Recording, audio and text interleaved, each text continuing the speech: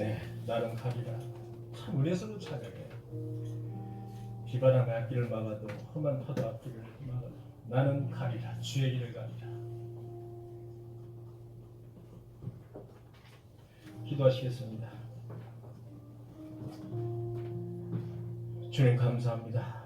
주님의 길을 가는데 그 길이 비바람이 앞길을 막아도 험한 파도 나의 앞길을 막아도 나는 하늘의 소망을 두고 주님의 길을 가게 하여 주옵소서. 이 시간 주의 말씀을 대언하고자 합니다. 주님께서 앞서서 말씀하여 주시옵소서. 예수님의 이름으로 기도하옵나이다. 아멘.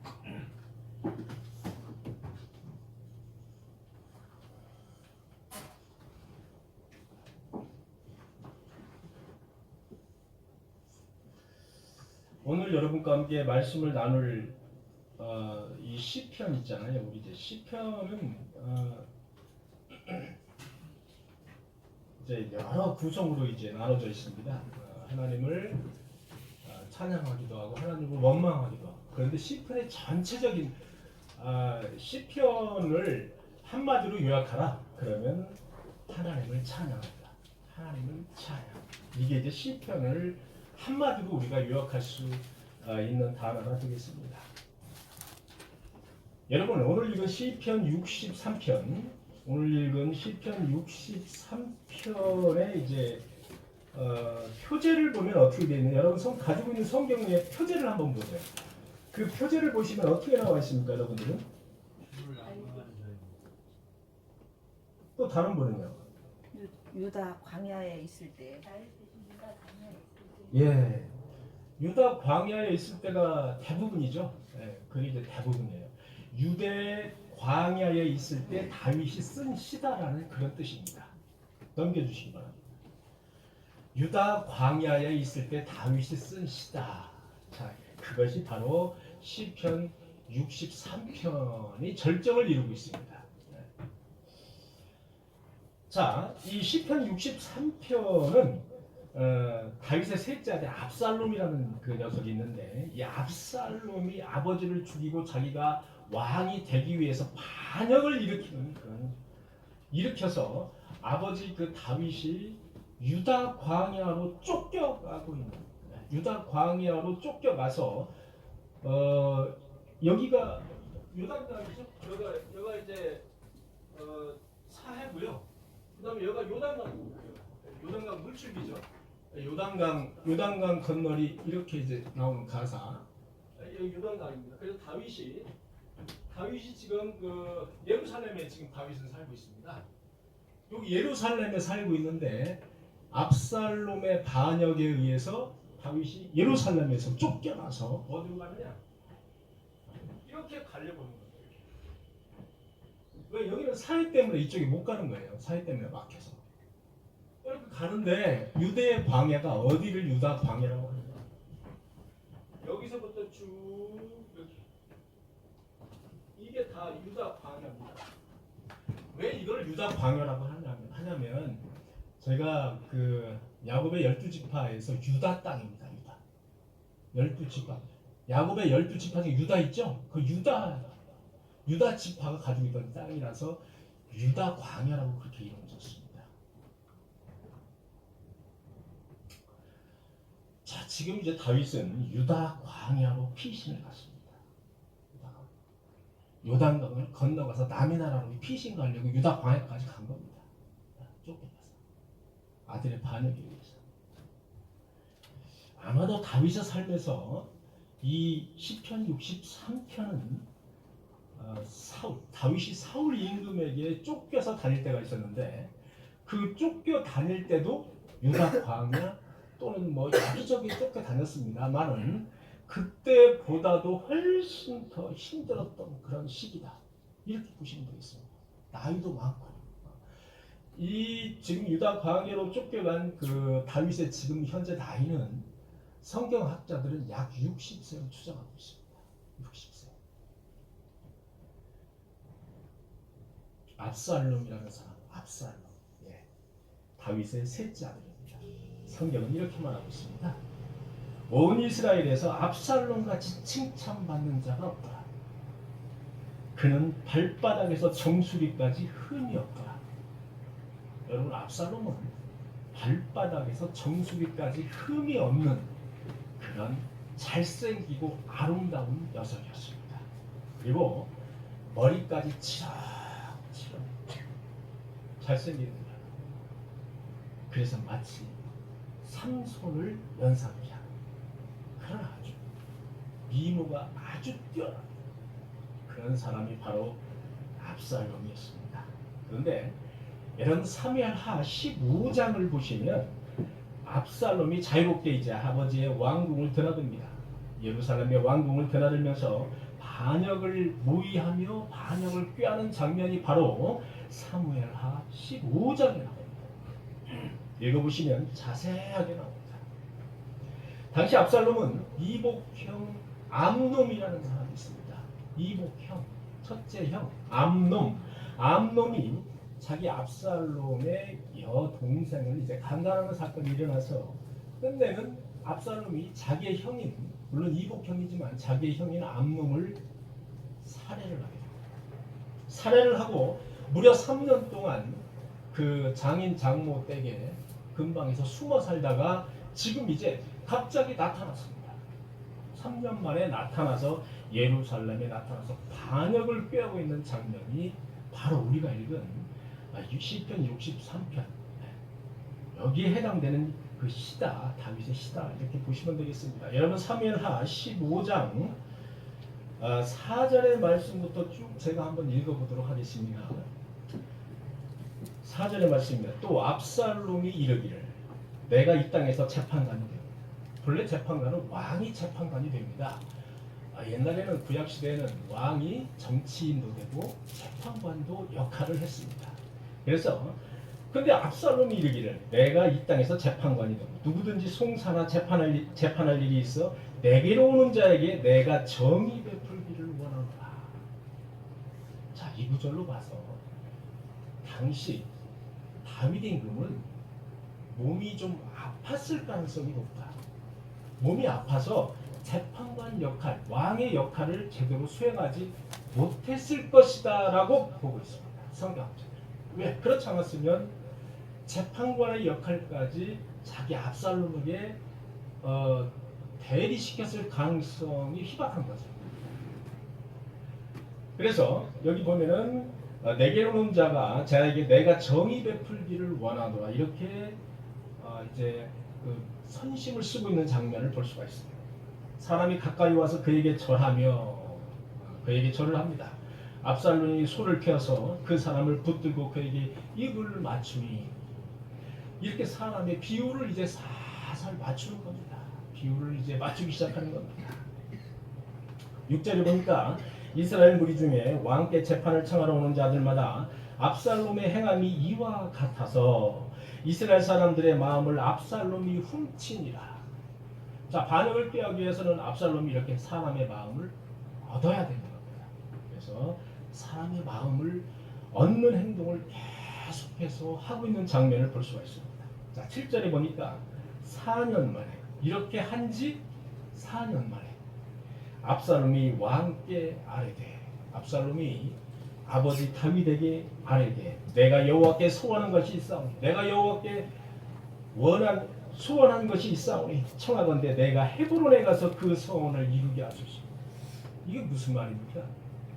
내가 이제 이 정도 컸으니 헤브론, 여러분 헤브론은 예루살렘 밑에 있습니다.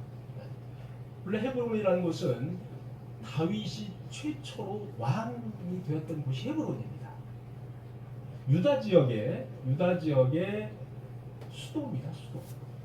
수도가 헤브론이었습니다. 이 헤브론에 가서 자기의 소원을 이루게 하소서. 이게 무슨 말입니까?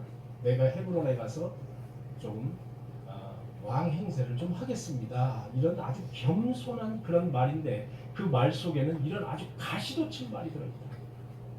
내가 헤브론, 아버지가 그 당시 아버지가 활동했던 그 헤브론에 가서 내가 헤브론 사람의 마음을 사서 왕 역할을 좀 하겠습니다. 이랬더니 아버지가 마지못해서 그래 그렇게 하라. 성경을 보니까 그렇게 대답을 하고 있습니다. 그래, 그렇게 하더라. 자, 10절에 보니까 압살롬이 이스라엘 모든 지파에 정탐을 보내 이르기를, 압살롬이 이스라엘의 모든 지파에 정탐을 보내서 이르기를, 너희는 나팔 소리를 듣거든 곧 말하기를 압살롬이 헤브론에서 왕이 되었다 하라. 자, 압살롬의 자기의 정체가 이제 나타나고 있습니다. 압살롬이 나팔을 불면 이제 압살롬이 헤브론에서 왕이 되었다는 신호니까 그리 알아라, 이런 이야기입니다. 자, 13절에 보니까 이렇게 나와 있습니다. 전령이 다윗에게 와서 말하되 이스라엘의 인심이 다 압살롬에게 돌아갔나이다 하지. 이스라엘의 이제 민심이 압살롬에게 다 돌아갔습니다, 이런 뜻입니다.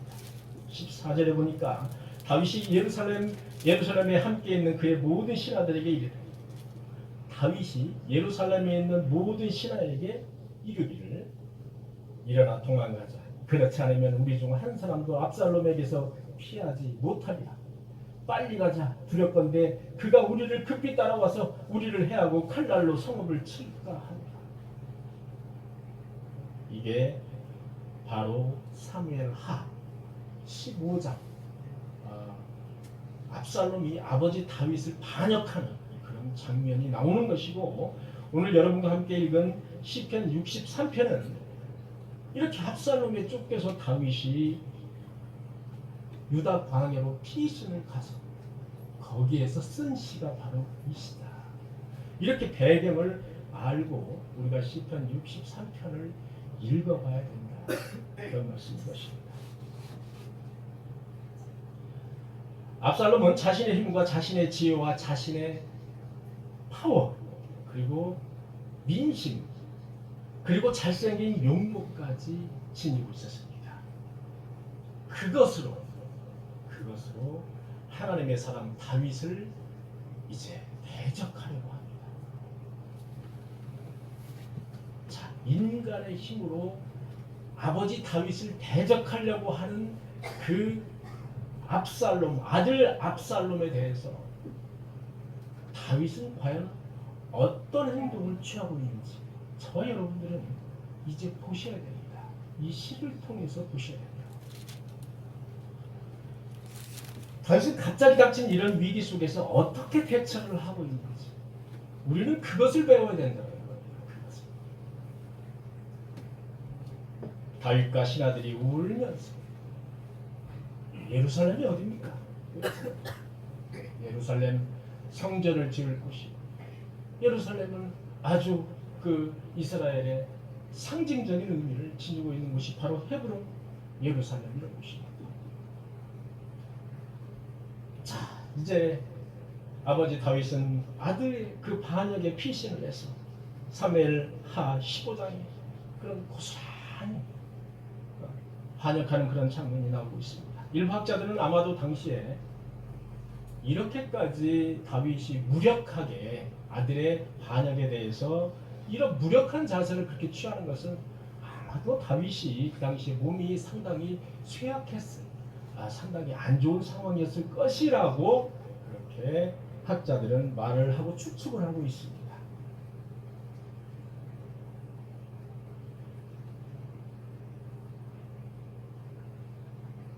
다윗은 다급하게 몸을 유다 광야로 피신을 하고 있습니다. 유다 광야는 유대인들에게 이스라엘 사람들에게 영적으로 아주 상징적인 의미가 있는 곳이 바로 유다 광야, 또 예루살렘, 유다 광야, 유다, 아주 이스라엘 사람들에게는 아주 상징적인 그런 영적인 상징적인 의미가 있는 곳이라고 보겠습니다.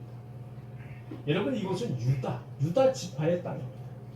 여러분, 유다 광야는 또 어떤 곳이냐? 마태복음 3장 3절에 보니까 세례 요한이 유다 광야에서 전파하며 이르되 회개하라 천국에 가까웠느니라, 광야에 외치는 자의 소리가 있어 이르되 너희는 주의 길을 예비하라. 이렇게 세례 요한이 유다 광야에서 활동했다는 사실을 알 수가 있습니다. 이런 험한 유다 광야에서 이 그 동쪽으로는 얼마나 길이 가파른지 사람이 갈 수가 없는 곳입니다. 길이 너무나 가파라서 낭떠러지라거든요. 그래서 갈 수가 없는 곳입니다. 또 이것은 어떤 곳이냐? 유다 광야는 예수님이 40일 동안 금식하셨던 곳이 바로 유다 광야입니다. 그래서 유다 광야는 이스라엘 사람들에게 아주 상징적인 의미가 있는 곳이다. 영적인 상징적인 의미가 있는 곳이다. 이렇게 볼 수가 있습니다. 다윗은 압살롬의 반역으로 인해서 요단을 이제 건너서 피난을 이제 가려고 하는 겁니다. 유다 광야에서 여러분 다윗이 며칠을 머물렀느냐? 성경은 정확하게 말하고 있지는 않지만 자리야 이틀. 자리야 이틀. 왜? 급하니까 지금 이제 가야 되는 거예요. 요단강을 건너서 남의 나라로 가야 되는 겁니다. 자리야 이틀. 이틀 머물면서 쓴 시가 바로 이 시다라는 거예요. 여러분 1절에 보니까 하나님이여 하나님이여 하나님이시여 하나님이시여 주는 나의 하나님이시라. 하나님이여 하나님 주는 나의 하나님이시라. 여러분 어떤 상황에도 하나님의 존재를 인정하는 다윗의 모습을 볼 수가 있습니다. 여러분 지금 아들이 반역해서 내가 지금 남의 나라로 지금 이 꼴짝이로 지금 피난을 가고 있는데 다윗이 뭐라고 하고 있느냐? 하나님이여 하나님. 저와 여러분 같으면 누구를 제일 먼저 찾을까요? 아이고 어머니 내가 어쩌다가 이런 신세가 됐습니까? 그렇게 그러지 않겠습니까? 아마 그럴 거예요. 나도 모르게 아이고 어머니 뭐 이를 찾을 겁니다. 그런데 다윗은 이렇게 시까지 쓰면서 하나님이시여 나의 하나님이시라. 여러분 하나님이여 나의 하나님이시라. 이렇게 간단한 문구지만 이 문구에는 아주 놀라운 그런 능력이 있습니다. 하나님의 존재를 먼저 인정했다는 거예요. 여러분 부모님의 존재는 이미 다 알고 있습니다. 계시다는 것은 알고 있어요. 근데 하나님의 존재를 맨 먼저 고백하고 인정했다는 사실. 다윗이 이런 고백이 나올 수 있었던 것은 어떠한 최악의 상황에도 하나님의 존재를 인정하고 하나님의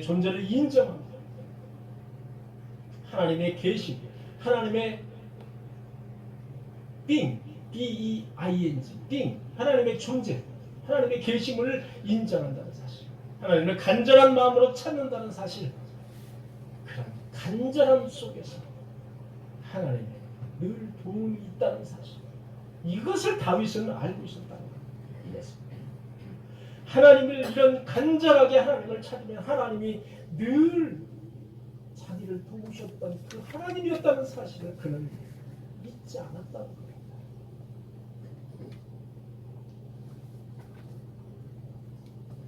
주는 나의 하나님이시라. 너의 하나님이 아니고 나의 하나님이시라.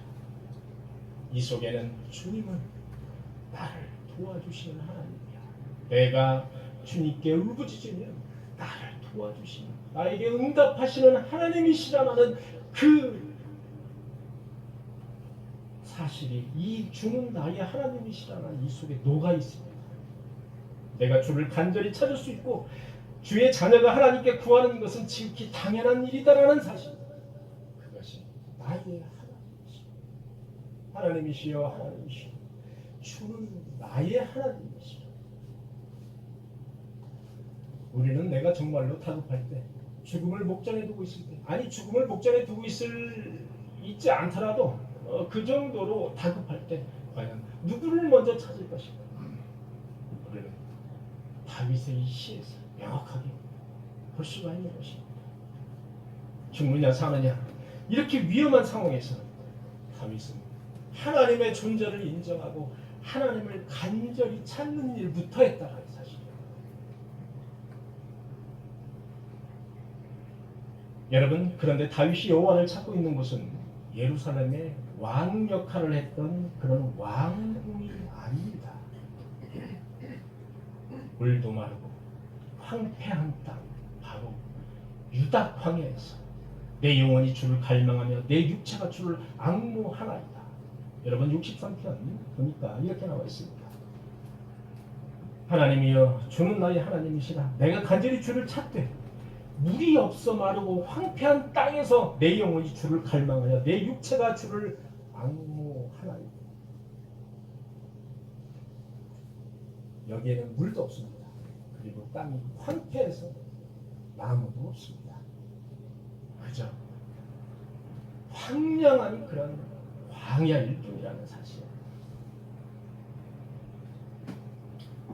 즉 다윗은 죽을 수도 있는 이런 상황에서 진정으로 주님을 찾고 있는 모습을 우리는 볼 수가 있는데, 마치 욥기에서 욥의 고백처럼 주신 이도 하나님이시고 그러므로 거두시는 이도 하나님이시고 하나님의 절대 주권을 인정하는 그런 고백을 다윗은 하고 있다는 사실입니다.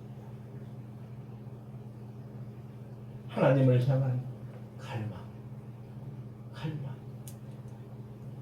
서스트, 갈망, 하나님에 대한 열망, 앙모. 여러분 앙모, 주를 앙모하는 자 올라가 그런 찬송이 있죠. 앙모를 다른 말로 하면 사모라는 말로 바꿀 수가 있습니다. 주를 앙모한다. 여러분 하나님을 향한 갈망과 하나님을 향한 앙모는 매우 큰 축복이라는 사실을 우리는 알아야 됩니다. 우리는 어쩌면 모두 거친 광야 한가운데 서 있는 그런 불쌍한 사람들일지도 모릅니다. 거친 광야에서 하나님을 갈망하고 앙망하는 자는 하나님의 음성을 듣고 하나님의 은혜를 구하며 하나님의 도움을 받을 수가 있다는 사실을 바로 저와 여러분들은 오늘 알 수가 있다는 사실. 거기에는 반드시 하나님을 갈망하고 하나님을 앙모하는 자세가 필요합니다. 거기에 하나님의 도우심이 반드시 있다는 사실을 다윗은 이미 알고 있는 것입니다. 이미 다윗은 알고 있습니다. 그가 이렇게 열렬하게 간절하게 주님을 찾는 이유가 무엇인가? 여러분 2절에 나와 있습니다. 2절 한번 보실까요? 2절. 내가 주의 권능과 영광을 보기 위하여. 내가 이렇게 주님을 간절하고 열렬하게 찾는 이유가 무엇인가? 내가 주의 권능과 영광을 보기 위하여. 내가 왕으로서 예루살렘 성소에서 예배하면서 주의 권능과 영광을 보았던 것처럼 지금 이렇게 황폐한 땅에서 물이 없는 그런 광야의 땅에서 내가 이렇게 주님께 앙망하고 주님을 열망하며 주님을 찾고 있는 이유는 뭐냐? 주의 권능과 주의 영광을 보기 위해서라는 사실입니다.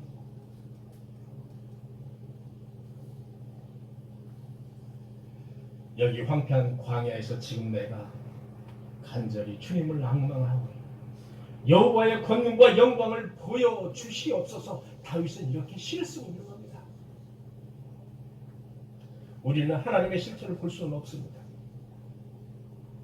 다만 믿음으로 그분의 사랑과 은혜와 완전함을 바라보며 앙망하며 느낄 뿐입니다. 우리는 하나님의 실체를 우리 눈으로는 볼 수가 없습니다. 영이시기 때문에 볼 수 없는 겁니다. 사랑하는 성도 여러분, 다윗은 지금의 불안과 초조가 얼마나 빨리 찬송과 감사로 바뀌고 있는지 이 시를 통해서 우리가 잘 봐야 돼요. 물론 비록 몸은 거친 광야에 있습니다.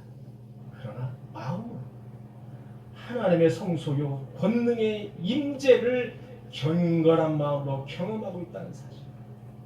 그 사실은 바로 다윗의 시를 통해서 나타나고 있는 겁니다. 초조와 불안해서 평안함을 느끼고 있다는 사실.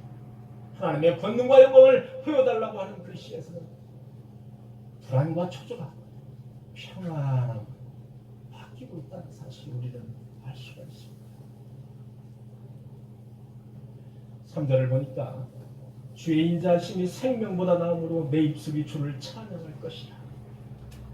주의 인자하심, 주의 인자가, 주의 인자는 자비하심, 긍휼, 은혜, 히브리어로는 헤세드라고 말을 합니다. 많이 들어보셨죠? 헤세드라는 말.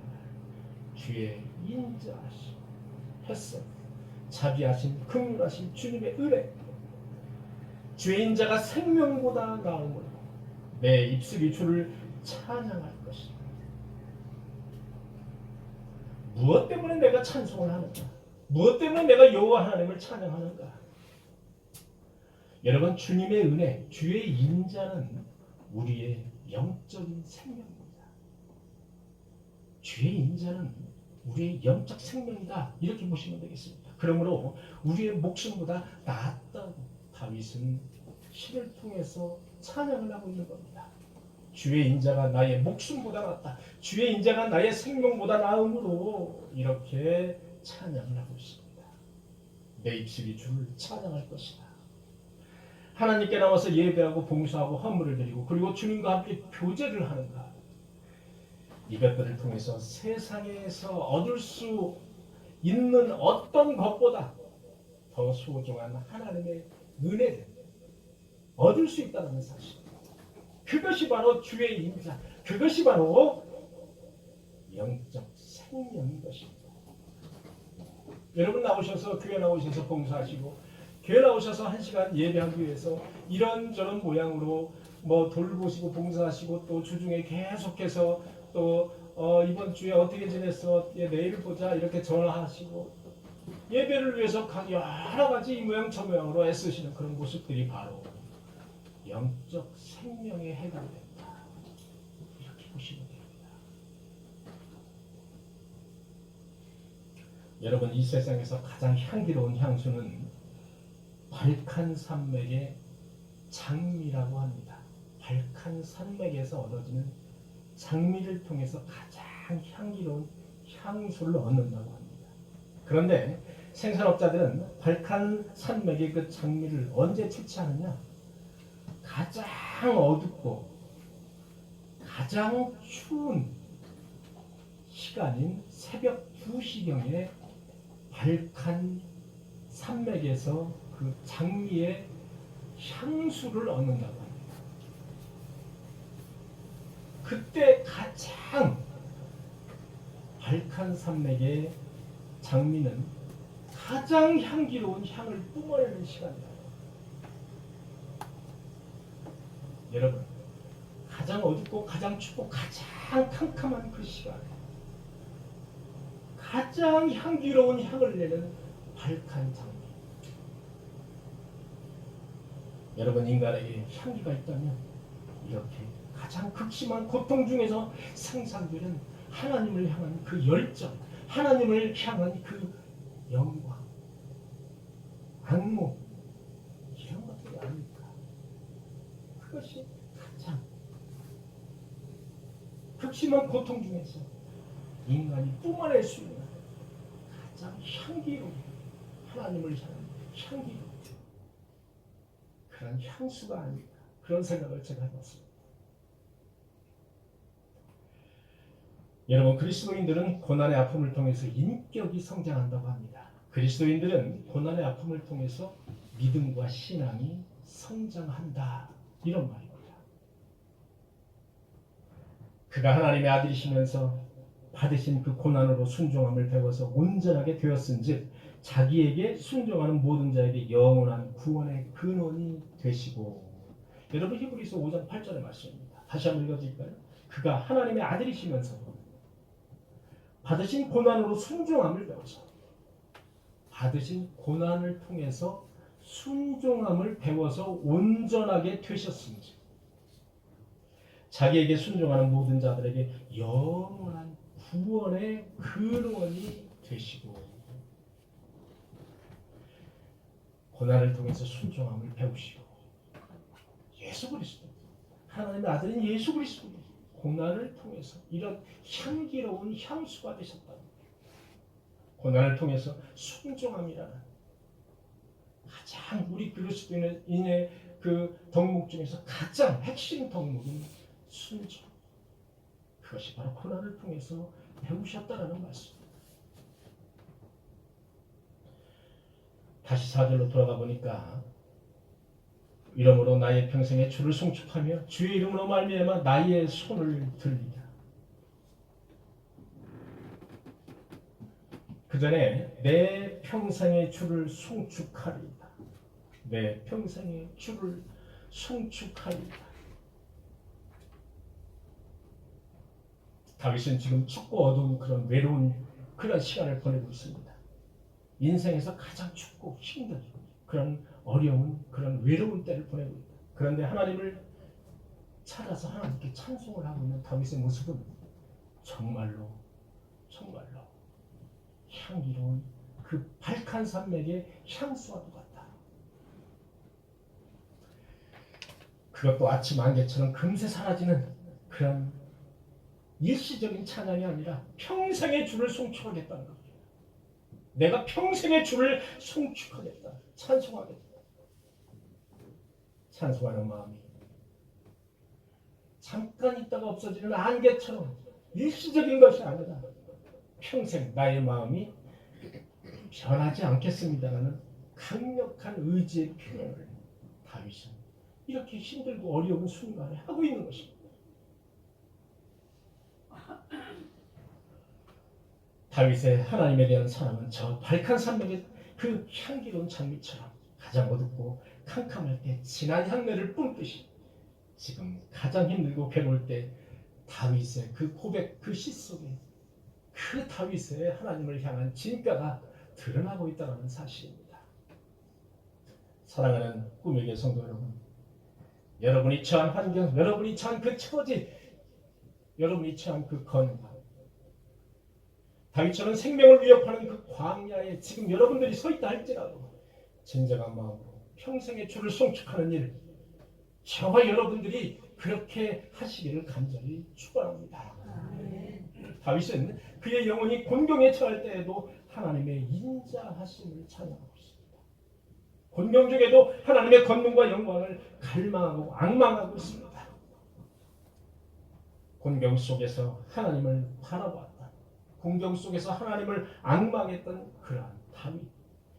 이 시가 우리의 노래와 기도가 되기 위해서는 우리는 다윗과 같이 하나님을 갈망하고 어렵고 힘든 그런 처지에 있다 할지라도 하나님을 사모하는 그런 사람들이 되어야 할 줄로 믿습니다. 아멘.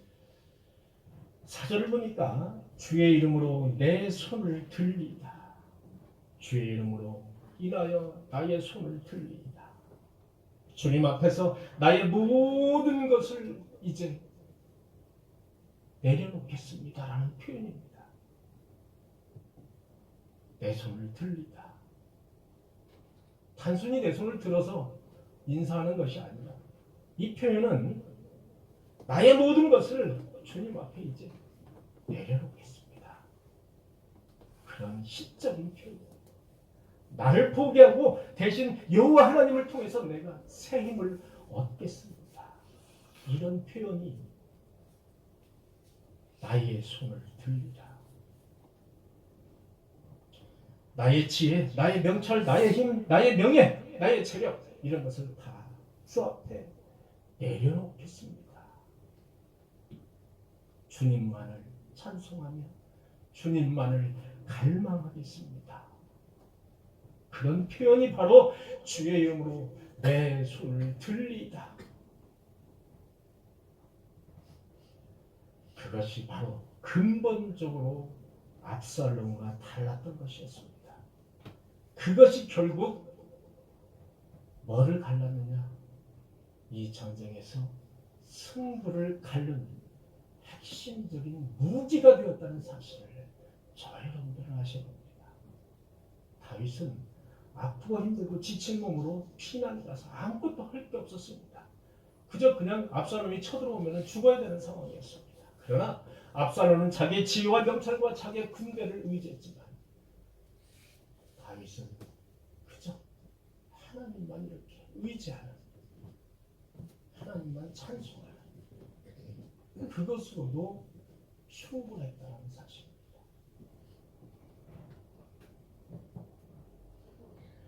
다윗은 지금 어떤 기쁨과 어떤 즐거움을 갖고 하나님을 찬양하려 하는가? 어떤 즐거움을 가지고 하나님을 찬양하려 하는가? 성경을 보니까 어떻게 나와 있느냐? 5절의 말씀을 보니까 골수와 기름진 것을 먹은 같이 나의 영혼이 만족할 것이다. 나의 입이 기쁜 입술로 주를 찬송하되 골수와 기름진 것을 먹은 같이.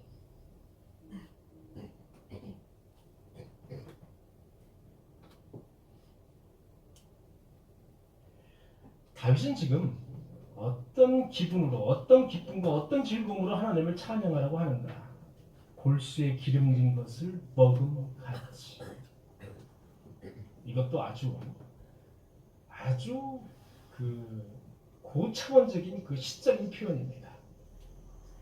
자, 골수, 여러분 골수 하니까 무슨 여러분 골수가 근데 되게 맛있다고 합니다. 골수 먹어본 사람 제가 얘기를 들어보니까 어디 저기 동남아시아 가서 이런 표현하면 죄송합니다만 산호 원숭이 이렇게 골수를 쫙 해서 이렇게 여러분 아시죠? 익히 그렇게 맛있다고 그렇게 들었어요. 기름지고 맛있는 거예요. 그 표현을 시적으로 골수라는 표현을 했습니다.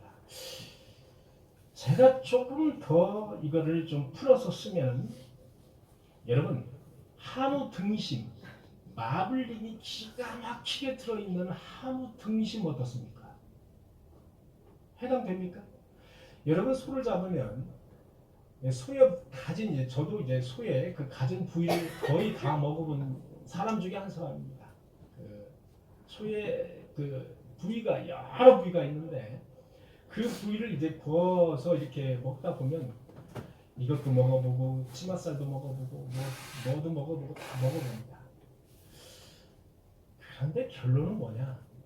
결론은 마블링이 기가 막히게 들어있는 한우 등심보다 맛있는 부위가 없더라. 이것이 결론입니다. 그래서 이 다윗이 쓴 골수 이 단어를 제가 풀었으면 마블링이 기가 막히게 적당하게 들어있는 한우 등심 여기에 제가 표현을 하고 싶다는 거죠. 그것을 먹어서 만족함 같이 내가 여호와를 찬양할 것입니다. 여러분 참 기가 막히게 시를 썼죠. 내가 어떻게 여호와 하나님을 찬양할 것인가? 마블링이 기가 막히게 들어있는 한우 등심을 구워 먹었을 때의 만족감 같이 내가 여호와를 찬양하겠습니다. 어쩌면 이렇게 죽음을 앞두고 쫓겨가는 다윗이 이렇게 하나님을 찬양할 수가 있을까? 이렇게 하나님을 찬양할 수 있습니까?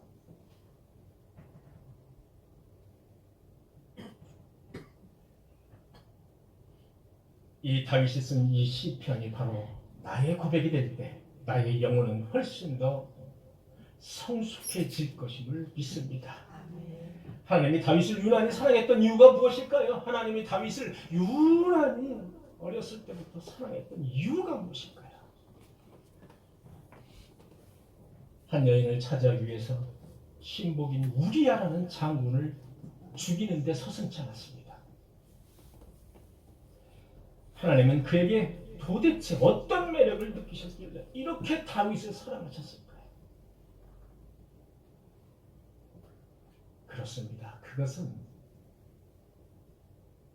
순수한 믿음이었습니다. 순수한 믿음.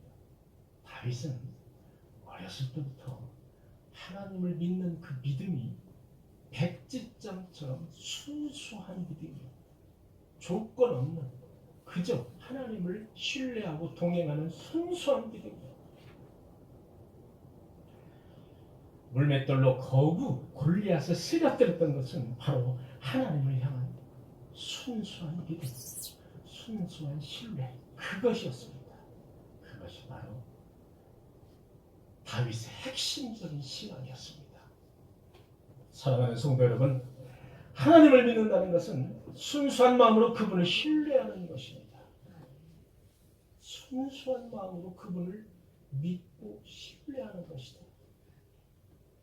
하나님을 보실 때 그 신실한 성도가 되는 그 길은 무엇이냐? 순수한 마음으로 하나님을 의지하는 것입니다. 우리 모두 순수한 믿음을 갖고 있는 소유자가 되어서 늘 우리의 삶에서 다윗처럼 승리할 수 있는 저와 여러분들이 되시기를 간절히 축원합니다. 아멘. 우리에게 하신 여호와의 신실하심,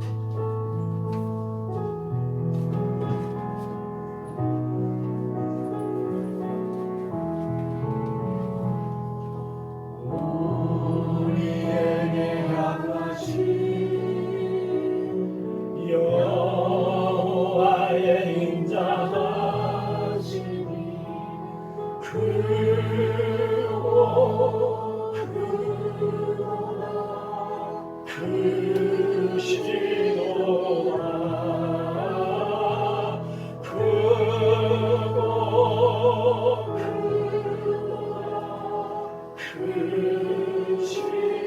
우리 다 같이 눈을 감고 우리에게 하신 여호와의 진실하심, 여호와의 진실하심, 영원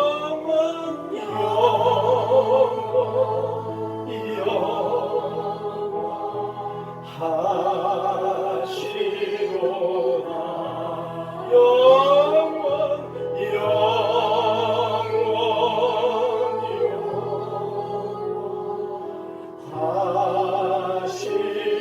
계획하심이 놀랍고 놀랍다. 우리에게 향하신 여호와의 계획하심이 놀랍고 놀랍다. 놀라우시도다.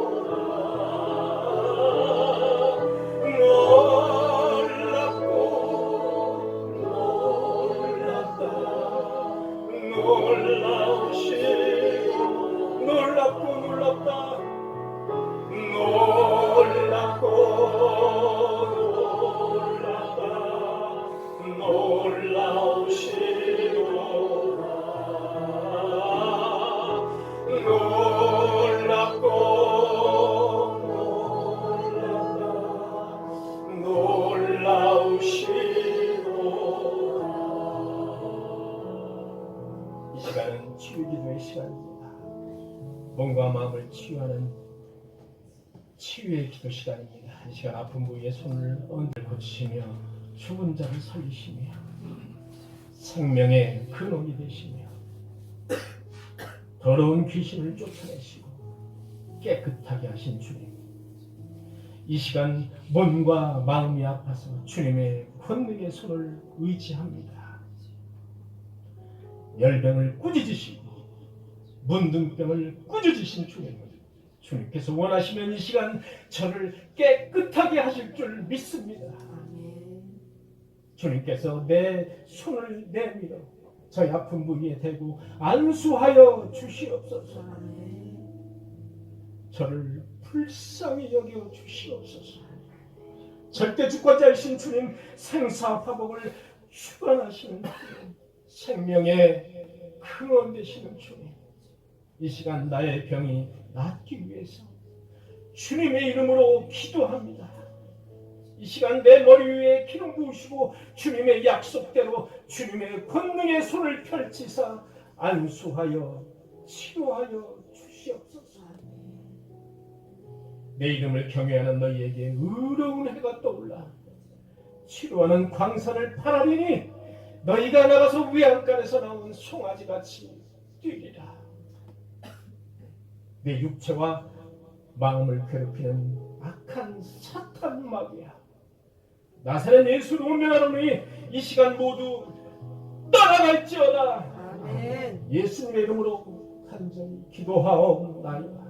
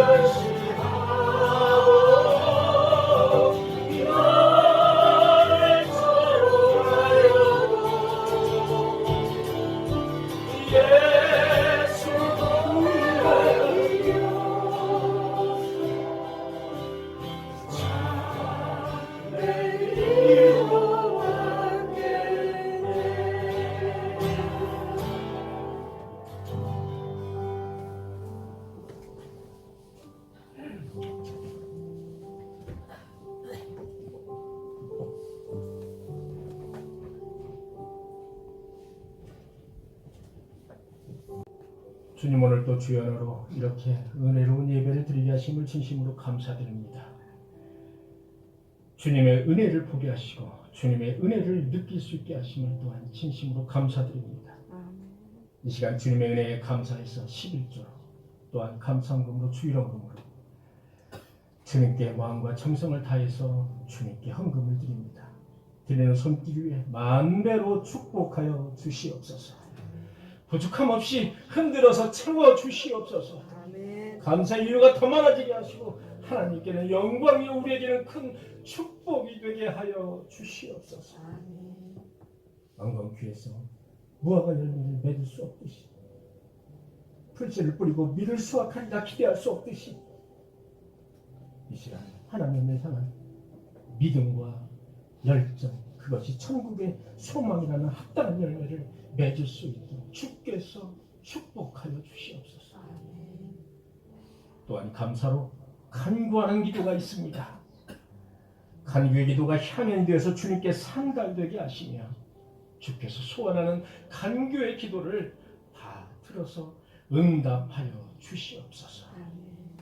예배를 위해서 하나님이 공급하시는 힘으로 은밀하게 봉사하며 애쓰는 성도도 있습니다. 주님께서 찾아가 주셔서 위로하시고 격려하시고 사랑으로 감싸 주시옵소서. 이 헌금이 헛되게 쓰이지 않게 하시고 필요한 곳곳에 쓰여져서 하나님의 나라가 확장되게 하시며 하나님의 나라가 이루어지는데 잘 사용될 수 있도록 주님께서 인도하여 주시옵소서. 이 모든 말씀 예수 그리스도의 이름으로 간절히 기도하옵나이다.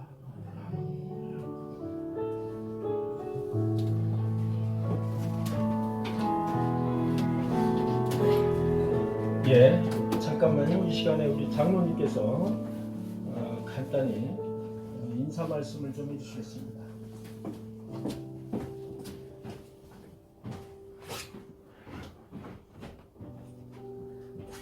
박회인 중에 저희 고 이순호 장로님 형님 이렇게 참여해주셔서 감사를 드립니다.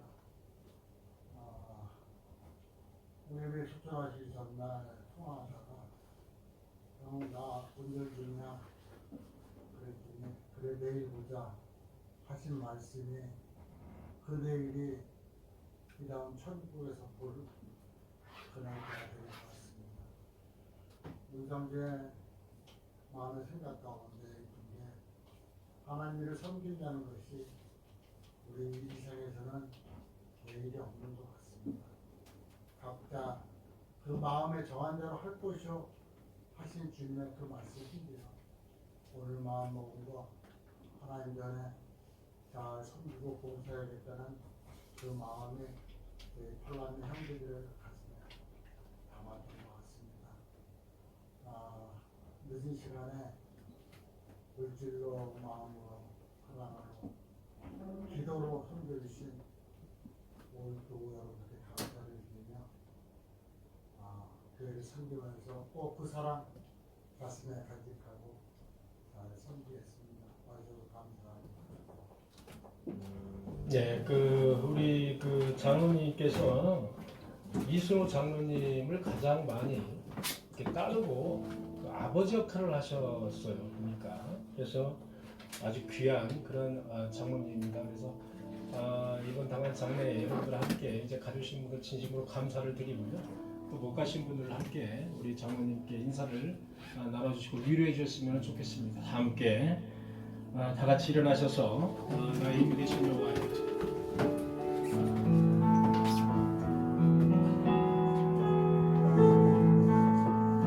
나의 힘이 되신 여호와여 내가 주님을 사랑합니다.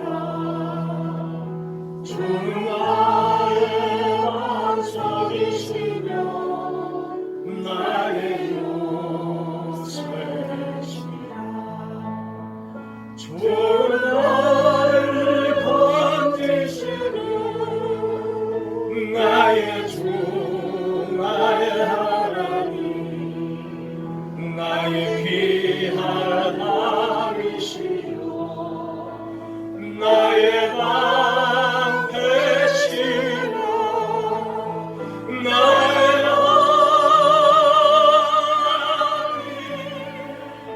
나의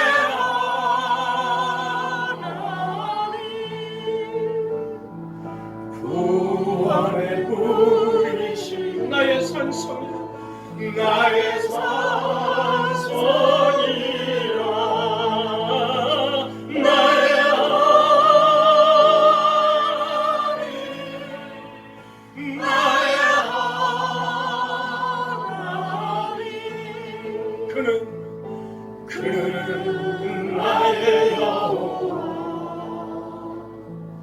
나의 구세 그는 나의 여호와 그는 나의 여호와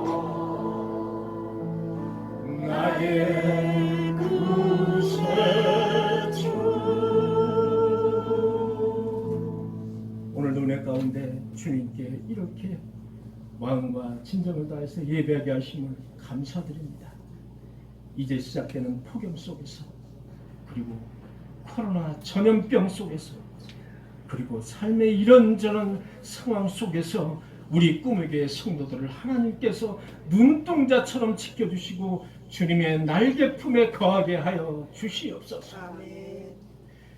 이제는 우리 구주 예수 그리스도의 은혜와 하나님 아버지의 무한하신 사랑과 성령님의 교통하심이 여기 모인 우리 꿈의 교회 성도들 머리 위에 그리고 가정과 자녀와 일터 위에 지금부터 영원토록 함께 하시기를 간절히 축원하옵나이다.